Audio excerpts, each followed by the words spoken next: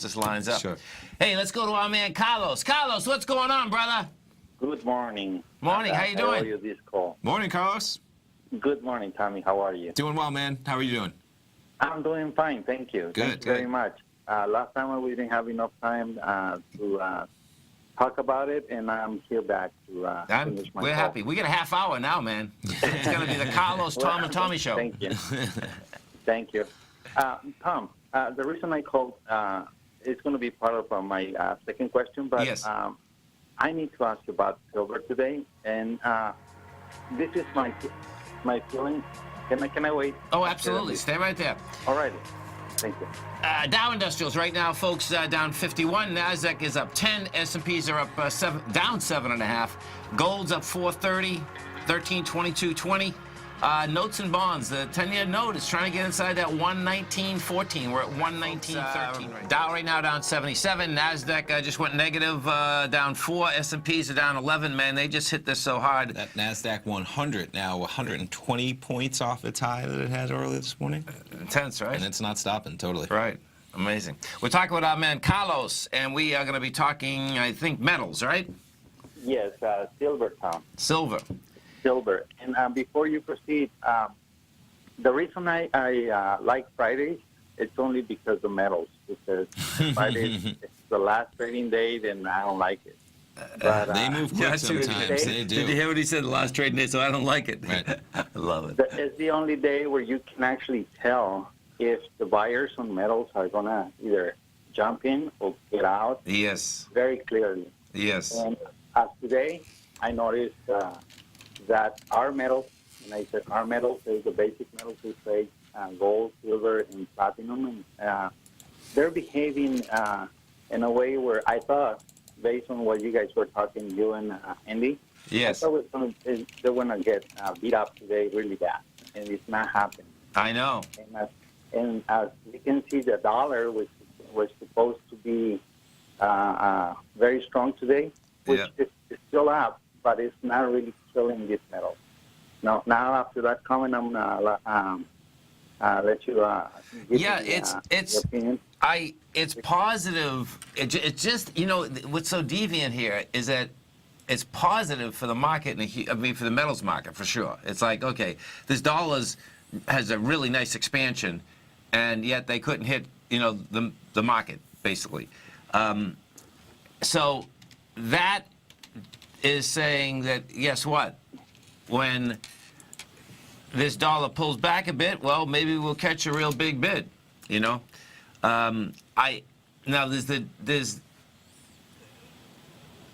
divergence today inside the silver and gold market again. Gold's up, silver's down. Yeah, and I like how gold is trading. I particularly don't like how silver's trading thus far this morning. You know, because like you can see with gold caught the bid. Even when we look at this intraday, you can see, you know, you get a couple nice spikes here and they have volume behind it. And it's trying to, you know. What I was just gonna say, so that GDP number at 8:30, right? That's where that thing started to take off a little bit, for sure. Right. Yeah. So, you know, some wage growth in there, maybe into inflation. Exactly. Sure. So that's a good indication. Now, if we go over, let's go over and see if silver caught a bid yet. Silver's, so it's just hanging there, 1654. Yeah, see, I'd like to see silver catch a bid. That's the bottom line. You know, now silver's much further away from the bottom of this range, which is the $16.18.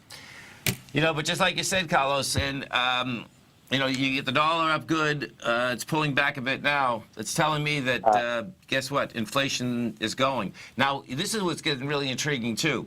You see these bonds, okay? The 10-year note just got back inside the 119.14. Let me bring this up because this is going to be important in the context of the broader market, because this is where there's so many disconnects, man.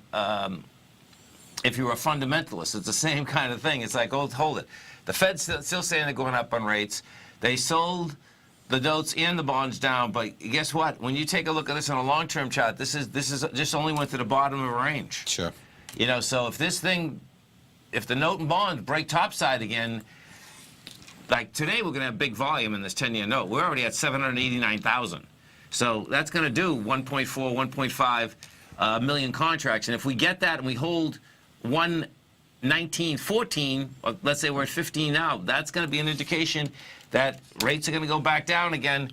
That would put some real firepower also under, you know, the metals. So, Tom, and one thing I noticed is that the silver May contract will expire. It says today, so practically it's today. And I noticed when that happens, it's either at the end of the day, a nice bounce to the upside okay, for no reason, yeah, or it just they let it go. yes. And we'll see at the end of the day how silver behaves. So I'm trying to see if that will play today. And can I ask another question? Yeah. Very quick. Is the nugget and the relationship with this dollar, not dollar, the nugget and the gold contract. At this point, which one is behaving better? The nugget. If you please. The nugget, right? yeah. The equities are behaving much better than the actual physical, but that's what's really positive to me inside the market in general. You know, because you have the gold contract is down at the lower end of its consolidation, but yet all these equities are not. So that's pretty cool, you know. And correct me if I'm wrong, I remember until February that was not the case. I remember the contract was doing better at that time than the... yeah, I believe that was nugget. the case, yes. If I call you at the time and you say, well, that sometimes slips around, eventually it will catch up. And what I have seen is that and it can give you more confidence in the aspect, when the equities will not back off, which they haven't backed off, and you have the metals back off, the equities seem to, I would put more faith inside the equities. That's the bottom line, because they can move the contracts around quite a bit. Do you know what I mean? It's hard to move, you know, 13, 15 stocks at the same time. They're either buying or selling them. And so when you can see more of the equities, then I think you have a better probability of figuring out which way this is really going to go. Do you know what I mean? Yeah. Well, thanks a lot, Tom. I really appreciate you take my calls, and thank you, Tommy. Good to talk to you, Carlos. Great talking to you. Well, It's a great it's a Friday. It is, Tom, and I really appreciate everything you guys do for us. And Tommy, every day I listen to those updates. You're You awesome, sound man. more and more professional, and I'm very serious. I know, he's so We good at that. we There's appreciate no your doubt, calls, man. Thank you so much. I'm sure the listeners appreciate your calls as well. Big Totally. time. Have a nice weekend. You You too, too, man. Carlos.